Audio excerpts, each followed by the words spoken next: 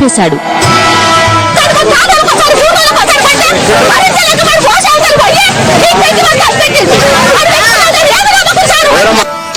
చంపండి లేదా మాకు అప్పగించండి.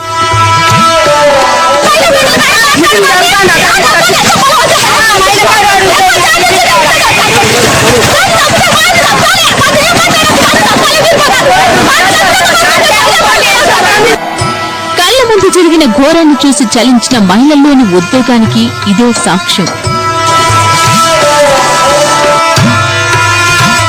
ఇంకా అక్కడ కమర వాసన అక్కడి వారిలో ఆగ్రహాన్ని పెంచుతుంది.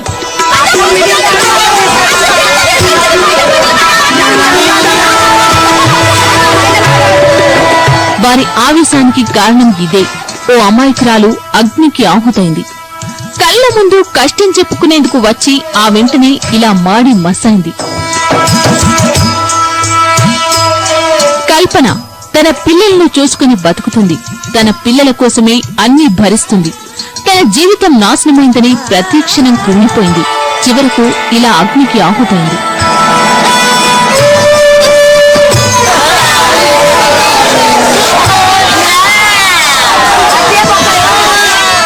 వరంగల్ జిల్లా పరకాల కంఠాత్మకూర్కు చెందిన భాస్కర్ కల్పనలకు 10 ఏళ్ల క్రితం పెళ్లైంది. వీరికి 2 పిల్లలు. హాయిగా సాగుతున్న దాంపత్య జీవితంలో చిచ్చుపెట్టింది మద్యం. తాగుడుకు బానిసైన భాస్కర్ కల్పనను చిత్రహింసలు పెట్టడం మొదలుపెట్టాడు. భరిస్తూ వస్తుంది. కాని ఉన్మాదిగా మారి వికృత చేష్టలు చేశాడు. అయినా సహించింది. చివరకు స్థానిక మహిళా మండలి వద్దకు వెళ్లి తన గోడు చెప్పుకుంది. అదే సమయంలో వచ్చిన అత్త ఇంట్లో మాట్లాడుకుందామంటూ కల్పనను తీసుకెళ్లింది. ఆ మరుక్షణమే కల్పన ఇంట్లోంచి కేకలు వినిపించాయి. వెళ్లి చూసిన జనానికి మంటల్లో కాలుతూ కల్పన కేకలు పెడుతుంది. రక్షించలేకపోయారు. అప్పటికే పూర్తిగా కాలింది.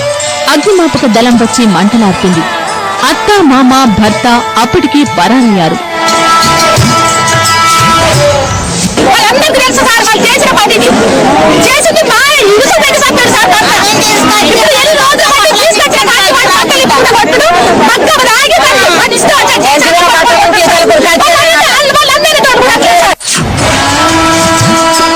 కళ్ల ముందే జరిగిన సంఘటనను మర్చిపోలేకపోతున్నారు ఆ గ్రామంలోని మహిళలు.